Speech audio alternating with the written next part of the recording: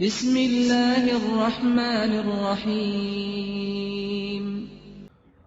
السلام عليكم ورحمة الله وبركاته.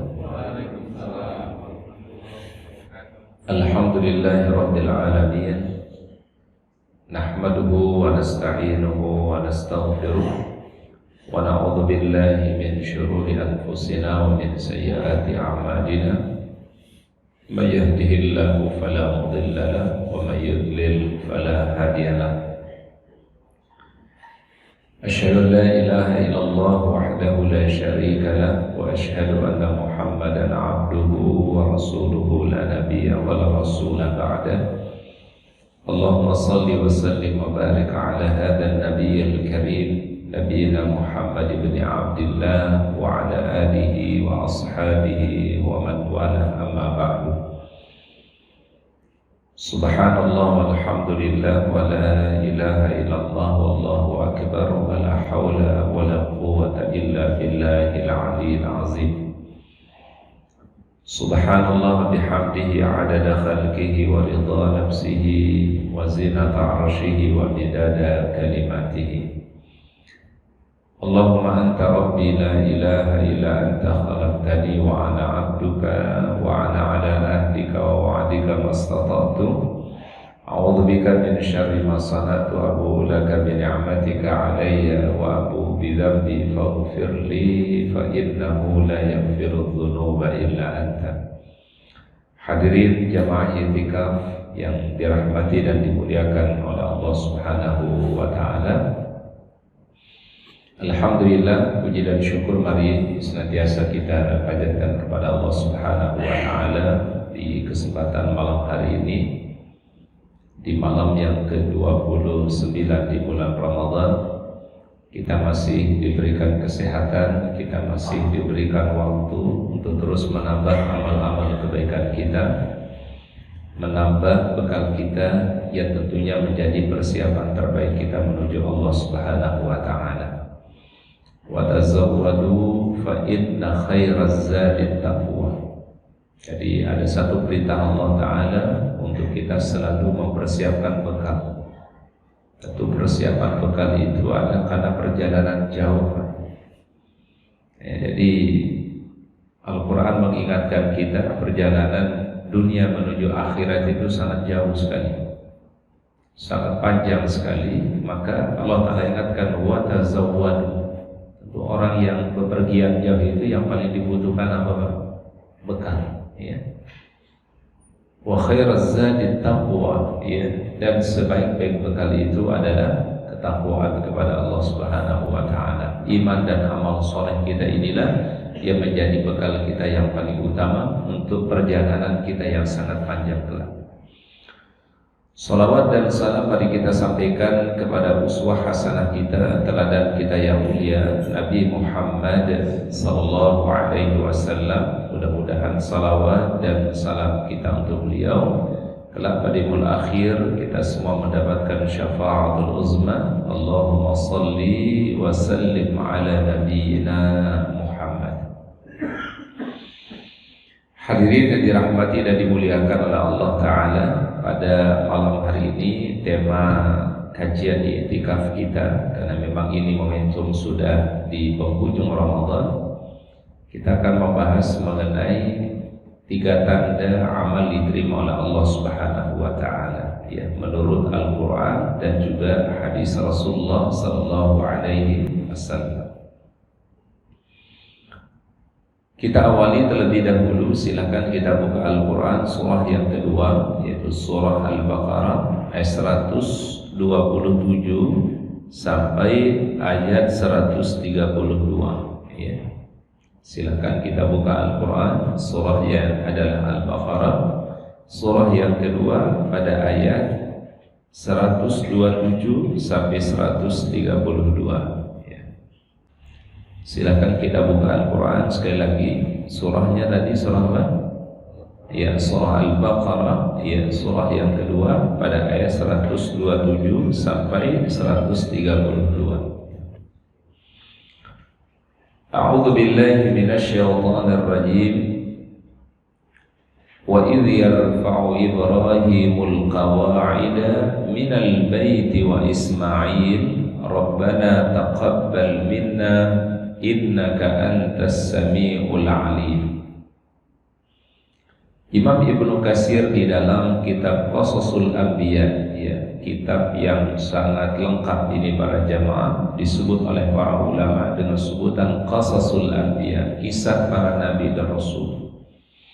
Jadi beliau di situ menulis bukan hanya 25 nabi saja atau rasul saja, tapi lebih dari 25 yang beliau sebutkan di dalam kitab itu. Nama kitabnya Qasasul Anbiya, kisah-kisah para nabi dan rasul menurut Al-Quran dan hadis. Di situ beliau jelaskan bahwasannya Allah Ta'ala sebutkan di dalam Al-Quran itu kisah para nabi dan rasul yang perlu menjadi teladan untuk kita semua. Allah Ta'ala menyebutkan kisah para nabi dan rasul tentu menjadi pembelajaran, menjadi uswah, ya. Tidak mungkin Allah Ta'ala menyebutkan satu kisah di dalam Al-Quran kecuali pasti ada keteladanannya. Kalau itu kisah yang menampilkan orang soleh, berarti supaya kita mengambil pelajaran atas kesolehannya.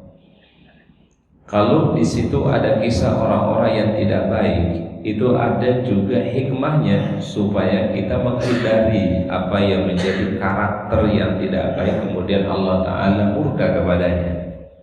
Nah, sehingga kisah Al-Quran itu kan selalu dua hal yang berbeda, ya. Betul ya Pak ya? Kalau disebut kisah Nabi Adam alaihissalam, pasti di situ ada kisah iblis, ya. Kalau di situ ada kisah Nabi Musa alaihissalam, di situ juga ada kisah siapa? Firaun. Kalau di situ ada kisah Nabi Ibrahim alaihissalam, di situ juga di Al-Quran ada kisah yaitu Namrud. Kalau di situ ada kisah Nabi Muhammad sallallahu alaihi wasallam, maka Allah Ta'ala juga sebut kisah Abu Lahab, Abu Jahal, Uqbah bin Abi Mu'id, orang-orang yang menentang Rasulullah sallallahu alaihi wasallam. Jadi Allah Ta'ala sebutkan itu secara bersamaan. Orang yang baik, orang yang tidak baik, orang yang tunduk kepada aturan Allah, dan orang yang menentang Allah Subhanahu wa Ta'ala. Kalau yang baik supaya kita ambil pembelajaran mengikuti mereka, tapi kalau yang tidak baik supaya kita apa? Supaya kita hindari, ya. Baik. Di antara yang dikisahkan kata Imam Ibnu Katsir di dalam Al-Quran itu adalah kisah orang yang mulia yang dikasih gelar oleh Allah Khalilullah, kekasihnya Allah, yaitu Nabi Ibrahim alaihissalam. Ya ini kemudian nanti para jamaah, kenapa kita kalau di salat itu di tahiyat yang terakhir kita membaca salawat kepada Nabi Muhammad sallallahu alaihi wasallam dan juga berselawat kepada Nabi Ibrahim. Betul ya Pak? Setiap kita salat di tahiyat terakhir, di tasyahud terakhir, kita berselawat kepada Nabi Muhammad dan juga kita berselawat kepada Nabi Ibrahim alaihissalam. Allah telah ceritakan dalam Al-Quran, wa idh yarfa'u Ibrahimul qawa'ida, dan ingatlah ketika Ibrahim meninggikan pondasi Baitullah. Dulu Ka'bah itu Baitullah itu masih bangunan biasa saja, belum ditinggikan, ya, belum posisinya ditinggikan. Baru ditinggikan itu pada masa Nabi Ibrahim alaihissalam, ya. Yarfa itu dalam bahasa Arab artinya ditinggikan. Ya ibaratnya mungkin dulu bangunannya masih rendah, kalau ditinggikan bahasa Arabnya apa? Yarfa. Ya, yarfa itu ditinggikan, ya. Dan ingatlah ketika Ibrahim meninggikan pondasi Baitullah, wa Ismailu, dan juga bersama putra beliau Nabi Ismail alaihissalam. Ya, jadi Nabi Ibrahim alaihissalam melibatkan anak beliau, mengajak putra beliau yang soleh itu yaitu Nabi Ismail alaihissalam, anak yang kalau diperintahkan yang tidak pernah melanggar apa yang menjadi permintaan orang tuanya. Maka Ismail pasti akan ditawarkan oleh ayahnya, wahai putraku, aku bermalam, aku semalam bermimpi aku menyembelihmu. Bagaimana pendapatmu wahai putraku? Kata Ismail itu, masya Allah, apa katanya? Ya abati fa'al ma tu'mar satajuduni insyaallahu minas sabirin. Jalankanlah wahai ayahku, kalau itu perintah Allah, semoga engkau mendapati aku termasuk anak yang bersabar. Itu kata Ismail. Dan Ismail diajak oleh orang tuanya untuk sama-sama mengikuti perintah Allah, melaksanakan perintah Allah Ta'ala. Dan ini hikmah dari sejarah Nabi Ibrahim ini. Kalau kita coba tadabburi ayat ini, ternyata orang tua itu diminta oleh Allah Ta'ala, libatkan anak kita dalam kebaikan, perintahkan anak kita untuk melakukan kebaikan, ya. Bahkan anjuran Rasul di usia 7 tahun anak itu sudah diajarkan apa? Sholat, ya. Kalau sampai usia 10 tahun juga belum mau sholat, orang tua boleh memberikan sanksi kepada anaknya. Ini dalam rangka melibatkan anak dalam kebaikan, melibatkan anak itu di dalam melakukan amal-amal yang Allah Ta'ala ridhai. Wa idh yarfa'u Ibrahimul qawa'ida minal baiti wa Ismail. Apa permohonannya? Rabbana taqabbal minna innaka antas samiul alim. Ya Allah, terimalah kebaikan-kebaikan kami, Engkau yang maha mendengar, Engkau yang maha mengetahui. Ini levelnya Nabi loh Pak. Nabi Ibrahim orang yang tidak diragukan kecintaannya kepada Allah. Nabi yang dikenal dengan ketulusannya, pengorbanannya, kesolehannya, tapi memohon kepada Allah, Rabbana taqabbal minna innaka antas samiul alim. Ya Allah, terimalah kebaikan-kebaikan kami, Engkau yang maha mendengar, Engkau yang maha mengetahui. Di mana beliau ucapkan doa ini para jamaah? Beliau ucapkan di satu bangunan kecil, ada batu pijakan di situ, Pak. Yang kemudian Allah Ta'ala abadikan kaki beliau, bekas telapak kaki beliau yang sekarang disebut Maqam Ibrahim. Nah, jadi beliau berdiri di satu pijakan batu, kemudian beliau mengarah ke arah Ka'bah Baitullah. Beliau berdoa kepada Allah Subhanahu wa Ta'ala. Inilah yang beliau ucapkan, Rabbana taqabbal minna innaka antas samiul alim. Jadi setiap kita selesai melakukan kebaikan, setiap kita selesai menunaikan perintah Allah, maka doa inilah yang terbaik para jamaah. Rabbana taqabbal minna innaka antas samiul alim. Selepas sholat jangan lupa baca ini doa.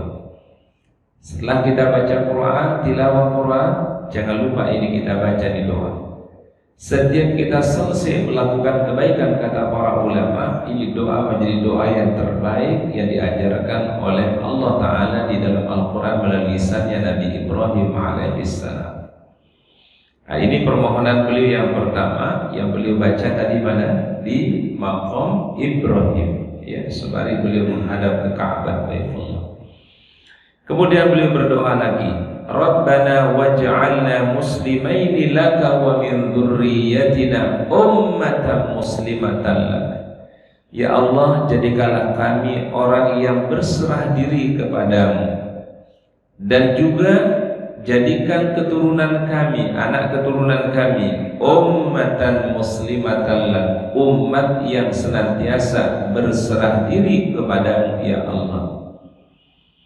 Wa arina manasikana, dan ajarkanlah kepada kami manasik haji.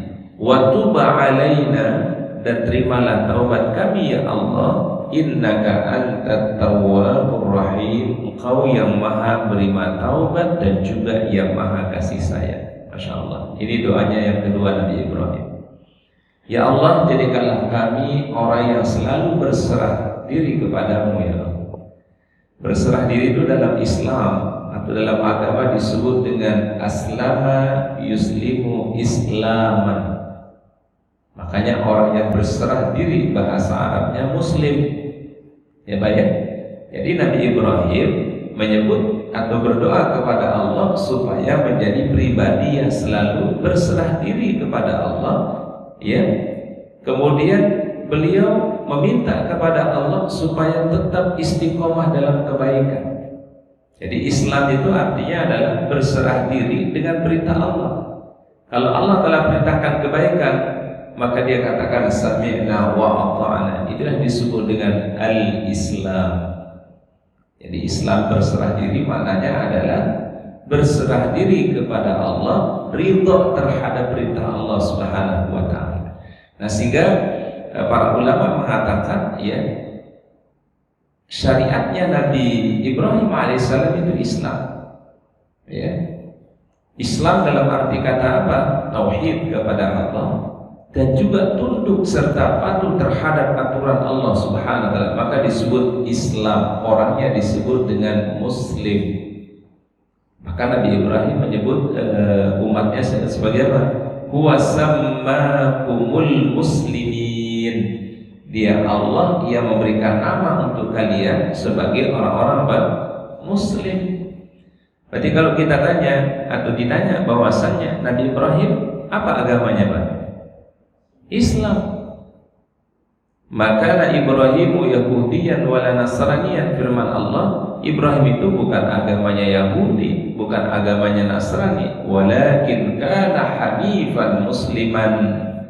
Tapi dia seorang yang hanif, orang yang lurus, musliman, orang yang selalu berserah diri, wa ma kana minal musyrikin, dan dia tidak termasuk orang-orang yang apa? Musyrik. Berarti agamanya Nabi Ibrahim apa, Pak? Islam. Nah, sehingga kalimat Islam itu merujuk kepada apa? Yaitu agama tauhid yang dibawa oleh para nabi dan rasul, mulai dari Nabi Adam alaihissalam sampai Nabi Muhammad sallallahu alaihi wasallam. Bahkan Nabi Ibrahim secara spesifik disebut oleh Allah Ta'ala hanifan musliman wa ma kana minal musyrikin. Dan ini kata kunci yang ada di ayat ini, Pak. Allah Ta'ala nanti akan ulangi berapa kali, Pak, kata aslama, muslim. Ini diulangi nanti berapa kali di dalam doa-doanya Nabi Ibrahim.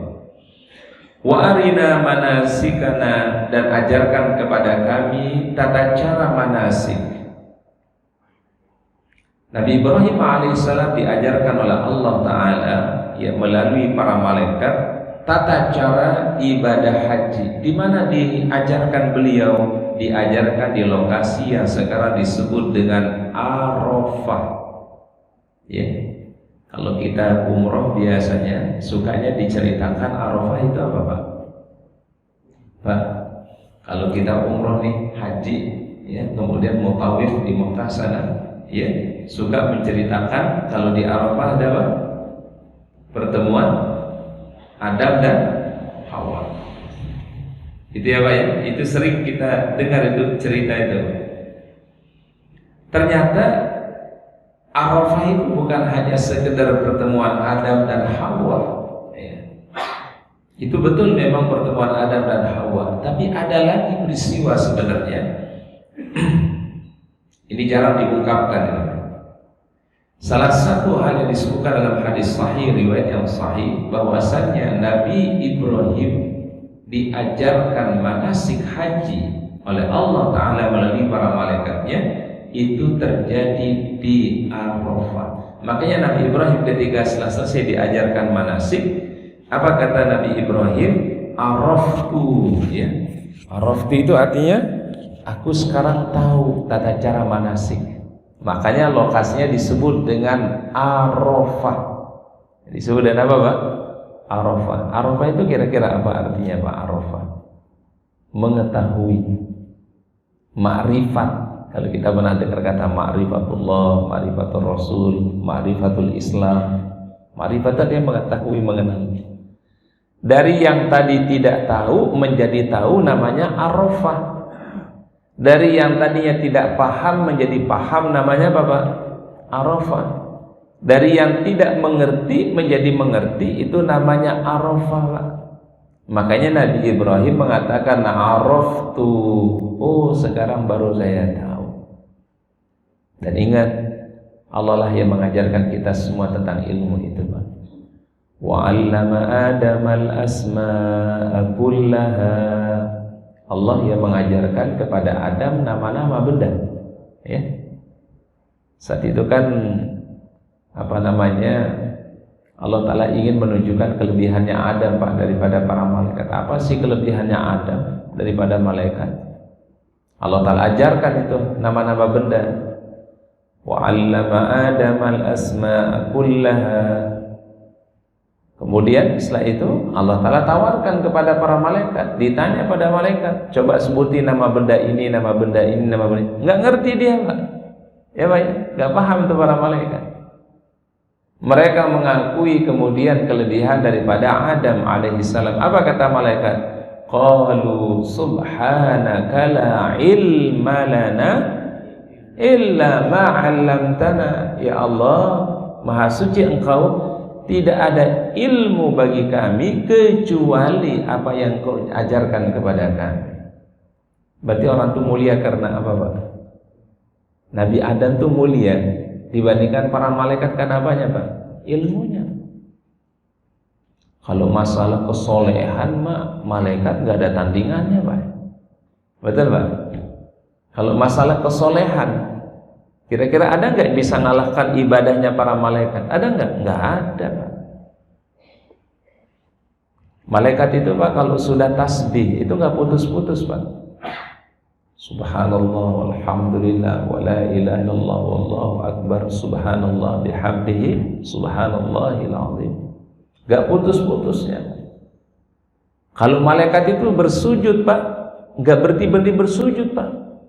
Ya, dari semenjak diciptakan oleh Allah sampai hari kiamat tugasnya memang bersujud.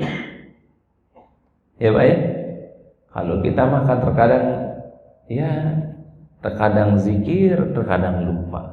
Ya, betul ya, Pak, ya. Itulah sifat daripada manusia. Tapi apa yang membuat Adam kemudian lebih istimewa dibandingkan para malaikat? Kalau Al-Quran mengatakan adalah karena ilmu yang Allah Ta'ala berikan. Qalu subhanaka la ilma lana illa ma 'allamtana. Kalau bukan karena ilmu, Adam mungkin tidak lebih mulia atau tidak lebih istimewa dibandingkan para malaikat. Nah, ini satu hikmah untuk kita semua para jamaah. Ternyata ilmu itulah yang memuliakan kita semua, ya. Sehingga Imam Syafi'i pernah mengatakan apa? Man arada dunya fa'alaihi bil ilmi. Siapa yang ingin meraih kebaikan di dunia harus disertai dengan apa? Ilmu. Wa man arada al-akhirata fa'alaihi bil ilmi. Yang ingin meraih kebahagiaan akhirat harus juga dengan apa? Ilmu. Wa man aradahuma, kata Imam Syafi'i, siapa yang ingin bahagia di dunianya dan juga bahagia di akhiratnya, ya dengan ilmu. Ilmu itulah yang akan menjadi bimbingan untuk kita, Pak. Bisa bedakan mana yang benar, mana yang salah, mana yang hak, mana yang batil. Itu karena ilmu, ya. Nah, sehingga yang kita diminta oleh Rasulullah SAW setiap pagi hari itu kan ilmu yang bermanfaat. Allahumma inni as'aluka ilman nafi'an wa rizqan thayyiban wa amalan mutaqabbala. Itu doa permohonan kita yang terbaik, Pak, ya, di setiap pagi hari kita. Kemudian Nabi Ibrahim alaihissalam melanjutkan doanya. Ini masih beliau berdoa di makam Ibrahim tadi, ya, Pak, ya. Ini kalimat semua beliau ucapkan di makam Ibrahim tadi. Rabbana wab'ats fihim rasulan minhum. Ya Rabb kami, utuslah di tengah umat manusia rasulan minhum. Rasulan itu artinya seorang utusan. Minhum, dari mereka sendiri. Kalau Bapak Ibu-ibu mengkaji Quran, selalu kalimat rasulan itu ada kata kunci di depannya, minhum. Artinya apa minhum? Dari kalangan mereka. Apa maknanya? Ternyata para nabi dan rasul itu adalah diutus oleh Allah dari kalangan manusia. Ya, jadi ini kita paham, Pak. Setiap nabi dan rasul yang diutus oleh Allah itu adalah berasal dari kalangan manusia. Apa tujuan Allah Ta'ala mengutus rasul dan nabi itu dari kalangan manusia? Pertama, memudahkan dialog mereka dengan objek dakwahnya. Makanya setiap nabi itu berbahasa sesuai dengan bahasa kaumnya, ya. Yang kedua, hikmah yang kedua adalah supaya manusia mengambil pembelajaran. Nabi dan Rasul itu dipilih oleh Allah Ta'ala karena kemuliaan dan kelebihan yang Allah Ta'ala berikan. Nabi Muhammad SAW itu dipilih Allah Ta'ala menjadi Rasul karena dia manusia yang terbaik di antara bangsa Arab saat itu, Pak. Di antara suku yang terbaik itu adalah sukunya Nabi Muhammad SAW, dan pribadi yang paling terbaik adalah pribadi Rasulullah Sallallahu Alaihi Wasallam. Inilah yang kemudian orang-orang jahiliyah itu, Pak, orang kafir Quraisy itu, Pak, mengatakan begini, kenapa sih yang diutus itu kok manusia? Kenapa yang enggak diutus itu adalah malaikat? Jadi orang Mekah dulu kepingin yang jadi nabi dan rasul itu adalah siapa? Malaikat. Baru mereka mau beriman, Pak. Ini kan bentuk apa ini, Pak? Bentuk keingkaran kepada Allah. Bahkan tidak jarang, Pak, mereka meminta bukti kebenarannya Nabi Muhammad dan mereka mau beriman, tapi setelah datang bukti kepada mereka, bukannya beriman kepada Nabi Muhammad, malah semakin ingkar kepada Nabi Muhammad SAW. Contoh misalnya ada peristiwa di zaman Nabi, mereka mengatakan, ya Muhammad, kalau engkau itu benar seorang Nabi, kalau engkau benar seorang Rasul, coba buktikan apa yang kau punya daripada kelebihan. Saat itu bulan terbelah jadi dua, Pak. Ini mukjizat Rasulullah SAW. Beliau meminta kepada Allah supaya bulan itu terbelah menjadi dua, sesuai permintaannya orang-orang kafir Quraisy itu. Suatu bagian bulan ini ada di Jabal Abi Qubais, ya. Satu bagian bulan ini terbelah berada di Jabal Umar namanya. Ini ada di Mekah, Pak. Jabal Abi Qubais dan Jabal Umar. Dan mereka menyaksikan itu bukti, Pak. Bukti kebenaran daripada mukjizat Nabi SAW. Mereka lihat, mereka buktikan bahwasannya bulan itu terbelah menjadi apa? Dua. Maka di Al-Quran ada surat namanya surat Al-Qamar. Iqtarabatis sa'atu wa insyaqqal qamar. Ya, insyaqqal qamar itu bulan terbelah.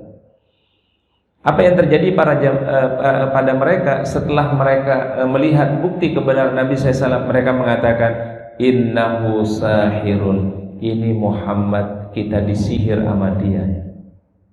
Udah dilihat bukti kebenaran Nabi Muhammad, malah kemudian menuduh Nabi Muhammad sebagai apa? Tukang sihir. Nah, ini bentuk keingkaran, ya Pak, ya. Maka Nabi Ibrahim berdoa kepada Allah, Rabbana wa ba'as fihim rasulan minhum. Ya Allah, utuslah di tengah umat manusia seorang rasul di kalangan mereka. Kalangan mereka maknanya apa? Kalangan umat manusia. Berarti yang diutus itu adalah manusia, bukan para malaikat. Apa tujuannya Nabi itu diutus oleh Allah? Yatlu alaihim ayatika, membacakan kepada mereka ayat-ayatmu, ya Allah. Kemudian wa yu'allimuhumul kitaba wal hikmah, mengajarkan kepada mereka Alkitab dan juga hikmah. Ini kalau untuk Nabi Muhammad berarti maksudnya mengajarkan Al-Quran dan apa? As-Sunnah. Wa yuzakkihim, dan menyucikan jiwa mereka, membersihkan hati mereka dari noda kekufuran menuju keimanan, dari kesyirikan kepada tauhidullah. Wa yuzakkihim, apa yuzakkihim? Menyucikan jiwa mereka. Innaka antal azizul hakim, engkau yang maha perkasa ya Allah, dan engkau yang maha bijaksana. Ini doanya Nabi Ibrahim alaihissalam. Wa may yarghabu an millati Ibrahim illa man safiha nafsah, barang siapa yang membenci millahnya Ibrahim alaihissalam, melainkan orang-orang yang sangat bodoh terhadap diri mereka. Walaqad istafainahu fid dunya, sungguh kami telah memilih dia kembali kepada siapa, Pak? Ibrahim alaihissalam. Walaqad istafainahu fid dunya, kami pilih dia di dunia ini, Nabi Ibrahim. Maka Nabi Ibrahim itu dikasih gelar yang terbaik, Pak, Abul Anbiya, bapaknya para nabi. Juga beliau dikasih gelar apa? Khalilullah, kekasih Allah Ta'ala. Wattakhadallahu Ibrahim khalilan. Khalil itu artinya adalah Ibrahim. Maka di Mekah itu ada satu jalan Pak, di jalan Mispalah itu namanya Syariq Khalil. Nah, jadi kalau mungkin jamaah umroh berhaji, ada wilayah di Mekah namanya Mispalah namanya Pak, ya, Mispalah itu pas di belakang Darut Tauhid ada jalan panjang itu Pak, itu jalan namanya Syariq Khalil. Jalan Al-Khalil. Apa maknanya Khalil? Yaitu Nabi Ibrahim alaihissalam. Dijadikan nama jalan di kota Mekah. Salah satu nama jalannya adalah jalannya Nabi Ibrahim alaihissalam, Khalilullah, kekasih Allah Ta'ala. Kemudian wa innahu fil akhirati laminas salihin, sungguh dia Ibrahim termasuk golongan yang saleh dalam kehidupan akhirat. Idh qala lahu rabbuhu aslim, ingatlah ketika Rabbnya berkata kepada Ibrahim, aslim. Apa aslim? Berserahlah diri kepada Allah. Dari kata Islam tadi ya. Jadi kata aslama yuslimu, aslim, berserah diri kepada Allah. Qala, dia menjawab, Ibrahim berkata, aslamtu li rabbil alamin, aku berserah diri kepada Rabb yang menguasai alam semesta ini, Rabbul alamin. Kemudian wa wassa biha Ibrahim banihi wa Ya'qub ya baniya innallaha astafa lakumuddin fala tamutunna illa wa antum muslimun. Dan ingatlah ketika Ibrahim berwasiat kepada putranya. Siapa putranya Nabi Ibrahim? Ada dua. Pertama Ismail alaihissalam, dan yang kedua siapa? Ishaq alaihissalam. Ya, nanti kemudian Nabi Ibrahim dari Ismail ini menurunkan nasabnya sampai kepada Rasulullah SAW. Kalau dari Ishaq ini melahirkan para anbiya yang sangat banyak sehingga disebut dengan Bani Israel. Lahir kemudian Ya'qub alaihissalam, Ya'qub kemudian melahirkan Yusuf, dan seterusnya sampai nanti kepada Nabi Isa alaihissalam. Garis keturunan yang sini ini namanya adalah Bani Israel, ya, keturunan Nabi siapa? Ya'qub alaihissalam. Wa Ya'qubu, dan Nabi Ya'qub. Nabi Ya'qub itu anaknya adalah Nabi Yusuf alaihissalam, yang dia bersaudara ada 12 orang kan? Ya, salah satu saudaranya namanya Benyamin, ya. Baik, kemudian apa kata Nabi Ya'qub? Ya baniya, wahai anak-anakku, ya. Innallaha astafa lakumuddin, Allah Ta'ala telah memilih untukmu agama yang lurus. Agama yang lurus tadi itu apa namanya Pak? Islam. Agama yang lurus tadi disebut dengan Islam. Orangnya namanya Muslim. Fala tamutunna, jangan sekali-kali kalian wafat illa, apa illa? Kecuali wa antum muslimun, kalian dalam keadaan berislam, berserah diri kepada Allah Subhanahu wa ta'ala. Hadirin dirahmati oleh Allah Ta'ala, para ulama menjelaskan, ini dikutip dari ucapan Abdullah bin Mas'ud ya Pak ya. Apa kata Abdullah bin Mas'ud? Kalau aku mengetahui 2 rakaat salat yang aku tunaikan diterima oleh Allah Ta'ala, itu lebih baik dibandingkan dunia dengan segala isinya. Jadi kalau kiranya kita salat 2 rakaat lalu Allah Ta'ala menerima amal kita 2 rakaat itu, kata Abdullah bin Mas'ud, lebih aku cintai itu daripada dunia dengan segala isinya. Sehingga kita berharap insyaallah amaliyah Ramadan kita baik ibadah yang wajib ataupun ibadah yang sunnah, mudah-mudahan Allah Ta'ala menerimanya, Allah Ta'ala meridhoinya, dan dijadikan sebagai simpanan amal kita yang terbaik kelak pada yaumul qiyamah. Itu sesuai dengan doa Nabi Ibrahim tadi, Rabbana taqabbal minna innaka antas sami'ul alim. Boleh ditambahkan apa? Wa tub alaina innaka antat tawwabur rahim. Ini kita biasakan kalimat ini Pak, sehingga nanti kita keluar dari bulan Ramadan, apa doa kita satu dengan yang lainnya? Taqabbalallahu minna wa minkum taqabbal ya karim. Kita saling mendoakan, ya Allah, mudah-mudahan Allah Ta'ala menerima amal kebaikan Anda dan amal kebaikan kami. Itu makna daripada taqabbalallahu minna wa minkum taqabbal ya karim. Ternyata kalimat ini Pak, riwayatnya dari Ibnu Abbas. Dulu Ibnu Abbas itu kalau ketemu dengan siapa saja Pak, kalau di Idul Fitri itu yang diucapkan Pak, taqabbalallahu minna wa minkum taqabbal ya karim. Nah, cuma di Indonesia ada modifikasinya Pak. Ditambah dengan apa Pak? Minal aidin wal faizin. Ya, mohon maaf lahir dan batin. Itu kalau di kita ya. Nah, kalau di Arab itu biasanya ada tambahannya kullu amin wa antum bi khair. Ya, kalau di negara-negara Timur Tengah itu kalau lebarannya itu ya ucapannya taqabbalallahu minna wa minkum taqabbal ya. Kalau ditambah Pak, kullu amin wa antum bi khair. Semoga sepanjang tahun dalam kebaikan ya. Kalau di Indonesia apa tambahannya Pak? Minal aidin wal faizin. Mohon maaf lahir dan batin ya. Nah, tapi yang diajarkan itu adalah yang paling utama sebenarnya taqabbalallahu minna wa minkum taqabbal ya karim. Itu yang paling utama sebenarnya. Nah, jadi kita kembali kepada kalimat Abdullah bin Mas'ud, kalau aku tahu 2 rakaat saja diterima oleh Allah Ta'ala, itu lebih aku cintai daripada dunia dengan segala isinya. Kalau kita tahu Pak, Al-Quran yang kita baca, 1 juz yang kita baca, 2 juz yang kita baca, atau mungkin beberapa ayat yang kita baca dari Quran, mungkin 5 ayat, 10 ayat, dan diterima oleh Allah Ta'ala, maka itu lebih kita cintai daripada dunia dengan segala isinya.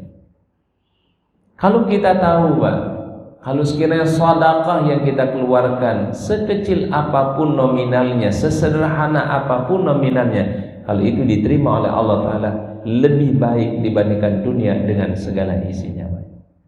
Maka dulu para sahabat itu Pak, yang paling dikhawatirkan apa kira-kira Pak? Apa kira-kira yang paling dikhawatirkan para sahabat Pak? Mereka khawatir kalau amal mereka tidak diterima oleh Allah. Itu kekhawatirnya para sahabat ya.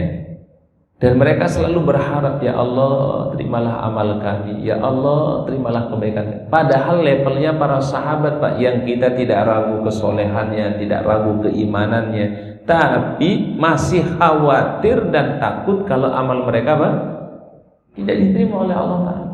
Ini akhlak yang luar biasa dari para sahabat Nabi Sallallahu Alaihi Wasallam. Oleh karena para ulama mengatakan ada 3 tanda daripada amal kita diterima oleh Allah Subhanahu wa Ta'ala ya. Tanda yang pertama ya, amal itu diterima oleh Allah Ta'ala, thawabul hasanati al hasanatu ba'daha. Balasan satu kebaikan itu akan melahirkan kebaikan setelahnya. Jadi kalau amal orang itu diterima oleh Allah, maka orang yang berbuat baik itu akan diberikan kemudahan melakukan kebaikan berikutnya. Dibimbing oleh Allah supaya dia menjaga amal kebaikan yang dia sudah raih dan ia pertahankan pada waktu-waktu yang akan datang. Itu insya Allah tanda amal itu diterima Pak. Sehingga apa para jamaah, ketika kita keluar nanti di bulan Ramadan, kita disunahkan oleh Rasul berpuasa 6 hari di bulan Syawal. Betul ya Pak ya? Dan pahalanya enggak tanggung-tanggung Pak. Man shoma ramadhana wa atba'ahu sittan min Syawal kana kasiyamid dahri. Siapa yang puasa Ramadan, dia tambah 6 hari di bulan Syawal. Pahalanya berapa Pak? Kebaikannya berapa Pak? Kana kasiyamid dahri, sama seperti dia berpuasa selama 1 tahun. Ustadz kok hitungannya jadi 1 tahun, padahal puasanya cuma kalau dihitung dengan Syawalnya kan cuma 36 hari misalnya. Ternyata kata para ulama, 1 hari orang berpuasa itu Allah Ta'ala kalikan 10 hari. Jadi artinya apa? 1 hari kita berpuasa di bulan Ramadan itu sama artinya kita berpuasa 10 hari.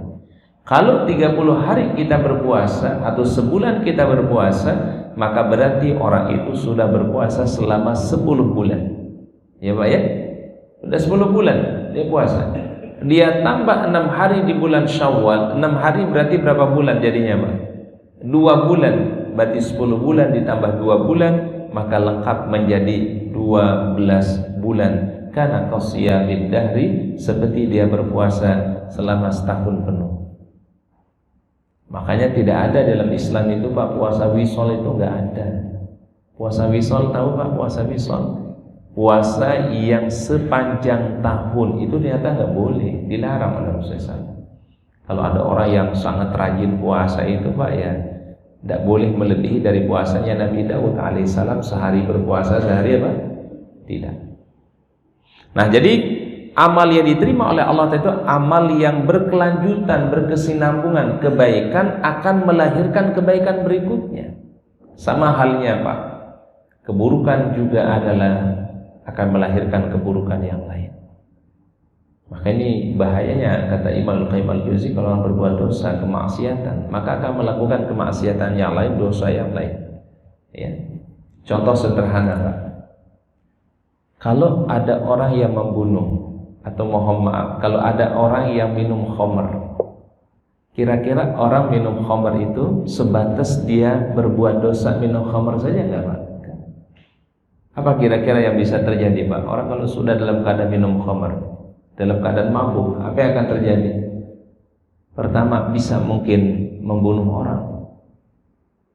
Kedua, mungkin bisa melecehkan wanita.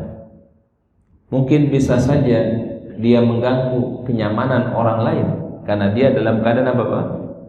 Khamr, dalam keadaan mabuk. Makanya pantas kata Rasul, ya, al-khamru ra'sul khaba'is.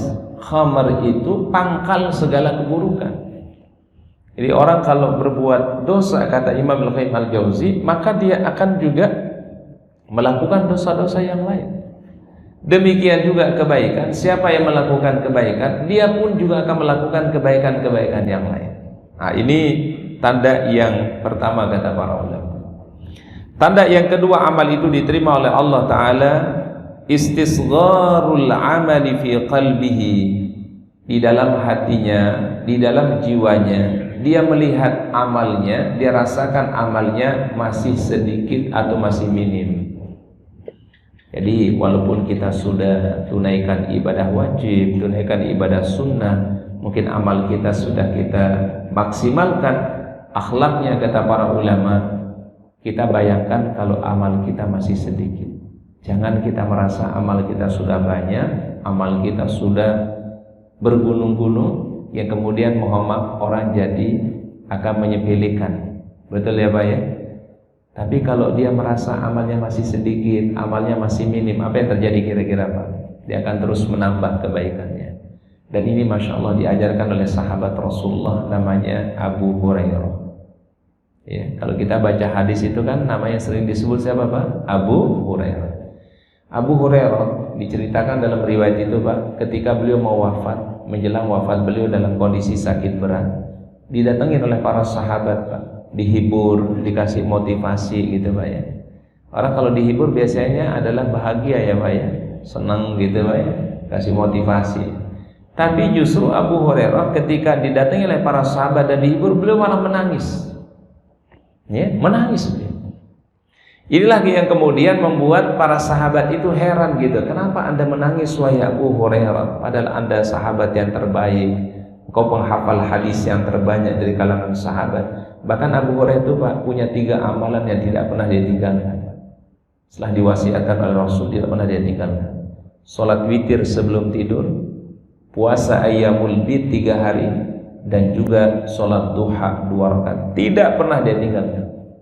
Apa jawabnya Abu Hurairah? Yang membuat aku bersedih bukan karena akan meninggalkan dunia. Yang membuat aku bersedih bukan karena akan berpisah dengan pasanganku, bukan berpisah dengan anak cucuku, bukan berpisah dengan harta yang kumiliki, tapi yang membuat aku bersedih, kata Abu Hurairah, aku sadar perjalanan menuju akhirat itu perjalanan yang jauh, ya. Tapi bekal yang aku miliki masih sangat sedikit. Masya Allah, ini akhlaknya para sahabat Nabi. Jadi walaupun mereka orang soleh, mereka orang yang ibadahnya tidak kita ragukan Pak, tapi masih merasa amalnya Pak masih sedikit. Dan ini kita coba biasakan para jamaah ya, dalam segala hal. Walaupun kita sudah tunaikan yang wajib, sudah tunaikan yang sunnah, dalam hati kita adalah tetap amal kita masih terasa sedikit, amal kita masih sangat minim. Nah, ini tanda insya Allah amal itu diterima oleh Allah Subhanahu wa Ta'ala. Baik, kemudian yang terakhir yaitu adalah tanda amal diterima Allah kasratul istighfar. Orang-orang yang setelah melakukan kebaikan ia memperbanyak kalimat istighfar kepada Allah Subhanahu wa taala. Maka habis salat, assalamualaikum warahmatullahi, assalamualaikum warahmatullahi, yang dibaca apa Pak? Istighfar, astaghfirullah, astaghfirullah, astaghfirullah. Habis salat tahajud, sembari menunggu waktu salat subuh, apa yang kita perbanyak? Kalimat istighfar. Wabil asharihum yastaghfirun. Di waktu sahur mereka memperbanyak istighfarnya kepada Allah Ta'ala, ya. Bahkan di penghujung Ramadan, di malam Lailatul Qadar, apa yang diminta oleh Aisyah kepada Rasul, doa apa yang terbaik wahai Rasulullah? Rasul ajarkan, wahai Aisyah, perbanyak ucapan Allahumma innaka afuwun karim tuhibbul afwa fa'fu anni. Allahumma innaka afuwun karim tuhibbul afwa fa'fu anni. Ya Allah, Engkau yang Maha Pengampun, Engkau yang Maha Mulia, cinta kepada ampunan, ampunilah segala dosa dan kesalahan-kesalahan kami. Nah, ini harapan kita tentunya insyaallah. Mudah-mudahan di penghujung Ramadan ini, ya, kita benar-benar berada di ujung daripada bulan Ramadan. Harapan kita mudah-mudahan Allah telah menerima amal baik kita, amal soleh kita, dan mudah-mudahan di kesempatan yang mendatang kita masih bisa ketemu dengan Ramadan. Ya, kita sadar para jamaah, Ramadan ini datang cuma setahun sekali, dan tahun depan belum tentu kita bisa ketemu lagi dengan Ramadan. Maka Rasul berpesan dalam satu riwayat itu adalah sallu salatan muwaddi. Ketika Anda sholat, maka bayangkan ini mungkin sholat terakhir kita. Ketika kita di bulan Ramadan, bayangkan ini mungkin Ramadan terakhir kita. Maka mari kita terus berdoa memohon kepada Allah, mudah-mudahan tahun depan masih kita beriktikaf seperti ini, kita masih bisa duduk di majelis seperti ini, ya. Kita masih bisa menghidupkan 10 terakhir Ramadan seperti ini di tahun-tahun depan insyaallah, dan tentu kita diberikan sehat walafiat oleh Allah Subhanahu wa taala. Baik, mungkin itu tausiah atau kajian iktikaf yang dapat kami sampaikan. Semoga Allah taala memberikan ilmu yang bermanfaat, Allah taala berikan kita keberkahan dan kemuliaan, dan mudah-mudahan kita selalu diberikan keistiqomahan oleh Allah taala. Allahumma ya muqallibal qulub tsabbit qalbi ala dinika. Baik, mungkin sebelum kita akhiri, kalau ada yang mau bertanya, sharing satu atau dua penanya, kami beri kesempatan, ya. Silakan para jamaah, kalau ada yang mau sharing, ada yang mau bertanya, kami beri kesempatan, ya. Baik, mungkin mengenai tema tadi atau di luar tema juga. Silakan Pak. Waalaikumsalam warahmatullahi wabarakatuh.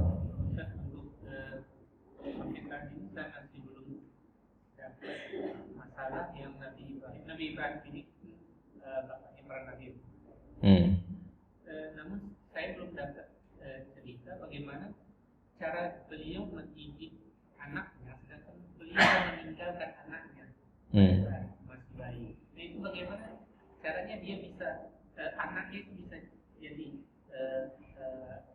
anak yang soleh, yang dia mengikuti orang tua. Bisa ditinggalkan oleh Ibrahim.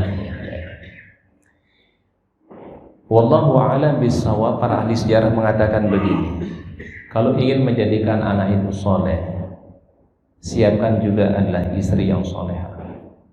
Jadi peran yang paling besar sebenarnya ketika Ismail ditinggalkan oleh ayahnya adalah peran seorang ibu. Yang kita kenal ibunya yang sangat solehah, namanya adalah yaitu Siti Hajar. Ini Masya Allah, peran ibu itu luar biasa.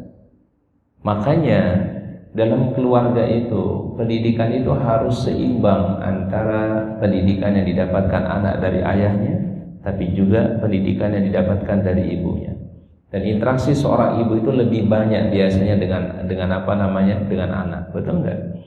Maka kalau ingin mempersiapkan anak-anak yang soleh, ingin menjadikan anak yang soleh, maka seorang wanita harus dia memang berilmu, ya. Dia tahu hukum agama, dia tahu mana yang baik, mana yang tidak baik, dia tahu mana yang halal, mana yang haram, dia tahu bagaimana cara mendidik anak dengan baik sesuai dengan Al-Quran, ya. Maka kalau dia ikuti panduan mendidik yang baik di dalam keluarga, maka insya Allah anak itu akan tumbuh menjadi anak yang saleh dan salehah. Itu besar daripada peranannya seorang wanita. Maka seorang pensyair dari Mesir itu namanya Ahmad Syauqi mengatakan begini, Pak, dan ini dijadikan sebagai rujukan dalam parenting kepada anak-anak, ya. Al-ummu madrasatul ula, ya, in adataha adata sya'ban tayyibal a'rafi. Ibu itu seperti madrasah pertama. Jadi sebelum anak kita masuk di SD, sebelum masuk di sekolah favorit, ya, tempat mereka belajar itu adalah ibunya. Belajar akhlak, belajar kepribadian, belajar kemuliaan. Itu dari orang tuanya, terutama ibunya, ya. Al-ummu madrasatul ula. Makanya anak-anak yang tumbuh dengan akhlak yang baik karena memang ibunya akhlaknya baik, ya. Diajarkan akhlak, diajarkan adab, ya. Bagaimana dulu seorang sahabat itu masih kecil, lagi makan itu tangannya nggak bisa nggak bisa diam. Yang anak kecil ya Pak, ya. Coba namanya anak kecil itu Pak, kalau makan tuh pasti dia nggak bisa diam. Terkadang makanan udah rapi, udah bagus, dia baik, dia acak-acak kan. Baik diajarkan Rasulullah, ya ghulam samillah, baca bismillah. Kemudian apa kata Rasul? Kul biyaminik, ya, makan dengan tangan kananmu. Wa kul mimma yalik, makan yang terdekat darimu. Dan itu diajarkan waktu sejak dini. Nah, sehingga ibu-ibu yang soleh itulah ibu yang peduli dengan pendidikan anaknya, ya, akhlaknya, kemudian adab-adabnya, kemudian dia dekatkan dengan Al-Quran, ya, dia sibukkan dengan Quran. Insya Allah anak itu akan tumbuh menjadi anak yang soleh dan solehah. Jadi ini perannya seorang ibu. Apalagi kita mohon maaf sebagai suami, kita harus kerja. Ada yang terkadang kerja keluar kota, ada yang keluar negeri, ya. Ya, ketika dia tinggalkan anak itu, siapa yang akan mendidiknya kalau bukan seorang ibu? Maka dipastikan adalah ketika anak yang kita tinggalkan itu adalah dapat didikan yang baik daripada istri kita, dari pasangan kita.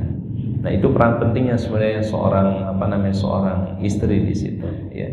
Nah, sehingga harus saling sinergi antara suami dan istri. Ada pola-pola pendidikan yang diajarkan oleh para ulama. Pertama adalah dalam pendidikan itu harus kita satu kata dengan pasangan kita, Pak. Jangan kita maunya begini, tapi pasangan kita maunya begitu, ya. Jadi harus sama pola didikannya, ya, supaya anak itu memang terpola dalam pendidikannya. Kemudian yang kedua, contoh itu paling penting. Apalagi anak itu copy paste daripada orang tuanya. Apa yang dilihat, apa yang didengar, apa yang dia rasakan, itu yang dialami oleh anak, Pak. Makanya orang tua itu harus berupaya mensolehkan diri, mensolehkan diri, memantaskan diri dengan kebaikan. Karena kenapa? Kalau nggak begitu, Pak, dari mana dia akan lihat contoh kalau bukan dari orang tuanya, Pak? Baik dari ibunya ataupun dari ayahnya. Ya, contoh orang tua yang ingin melihat anaknya dekat dengan masjid, ya dia harus jadi contoh. Datang ke masjid, sholat berjamaah, akan dicontoh oleh anak-anaknya. Seorang anak yang mau dekat dengan Quran, gimana caranya? Ya ibunya rajin baca Quran, akrab dengan Quran, dekatkan dengan Quran dan seterusnya. Baru anak akan lihat dari orang tuanya, Masya Allah. Jadi sehingga uswah keteladanan itu, Pak, itu memiliki peran besar, Pak. Kalau di dunia pendidikan itu, Pak, teladan itu, contoh itu, Pak, mengambil peran berapa persen, Pak? 70%, Pak. Ya, mohon maaf, bukan sekedar memberikan nasihat, bukan hanya sekedar memberikan arahan, kan? Tapi yang paling terpenting itu apa? Uswah namanya. Sehingga para ulama mengatakan, ya, ahli pendidikan mengatakan peranannya itu sampai 70%, Pak. Kalau orang berikan contoh, ya. Wallahu a'lam bishawab. Nah, itulah perannya seorang wanita, yaitu Hajar mendidik Ismail alaihissalam, ya. Wallahu a'lam bishawab, ya. Baik, mungkin itu yang bisa kita kaji pada kesempatan malam hari ini. Semoga Allah Ta'ala memberikan kita ilmu yang bermanfaat, Allah Ta'ala berikan kita barokahnya. Mari kita akhiri doa kafaratul majlis. Subhanallah wa bihamdika, asyhadu an la ilaha illa anta, astaghfiruka wa atubu ilaik. Akhirul kalam, assalamualaikum warahmatullahi wabarakatuh.